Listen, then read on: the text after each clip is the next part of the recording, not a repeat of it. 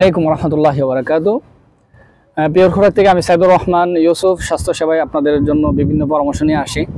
আজকে আমি যে একটা সমস্যায় ছিলাম, এই সমস্যা থেকে নিজে কিভাবে পরিত্রাণ পেয়েছি সেই সকল গল্পটা আপনাদেরকে বলবো। আশা করি আপনার অবশ্যই উপকারে আসবে, হয়তো আপনার ফ্যামিলির কেউ উপকার আসবে।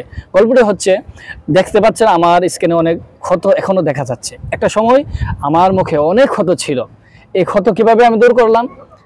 মনে করেন একটা সময় ক্ষত ছিল, ভালো হওয়ার কোনো প্রক্রিয়া ছিল না। একটা পর্যায়ে আমি বাজারে থাকা যত ধরনের কেমিক্যাল মিশ্রণ, সাবান, তারপরে আপনার সোনো পাউডার, এগুলা ইত্যাদি ইউজ করতাম। ছোটবেলা আমার মা বোনরা আমাকে এমনিতে দিয়ে দিত। যখন আমি বুঝতে পারলাম যে আসলে এগুলা দিয়ে আমার স্কিনের ক্ষতগুলো ভালো হচ্ছে না, তো এই সমস্ত প্রোডাক্ট আমি ছেড়ে দিলাম। পরবর্তীতে আমি একটা সময় যখন বিজনেসে আসলাম, তখন আমি নিয়মিত আপনার মধু স্কিনের মধ্যে সেবন করতে লাগলাম। শুধু মধুর মাধ্যমে যে ত্বকের সমাধান হবে এমনটা না। যখন আমি একটা রিসার্চ করলাম, যে জানতে পারলাম যে ত্বকের সমস্যা আর কী দিয়ে হতে পারে, এই সকল সমস্যার সমাধানের জন্য আমি চেষ্টা করতে লাগলাম। প্রথমত মধু এবং লেবু মিশ্রণে আপনার যে এই স্কিনের মধ্যে দাগ দেখা যাচ্ছে, আমাদের স্কিন কিন্তু নিষ্প্রাপ ফেজ ছিল। ছোট থেকে জন্ম হওয়ার পরে স্কিনে এরকম দাগ ছিল না, অনেক শুদ্ধ ছিলাম। আমাদের পরিচয় যারা আছেন, আমি ছোটবেলায় কেমন ছিল আপনার একটু কমেন্টে বলবেন। যে এরকম আমার কিন্তু দাগ ছিল না, কিন্তু আস্তে আস্তে বয়সের তারতম্যে, আবহাওয়া, মহিলা দূষিকরণের কারণে আমার স্কিনে অনেক সমস্যা হয়েছে।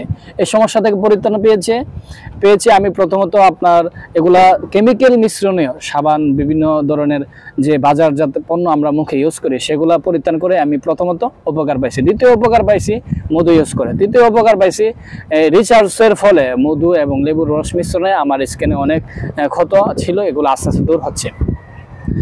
আর আরেকটা যদি বলি, দইয়ের মাধ্যমে স্কিনের মধ্যে পরিত্রাণ আসে।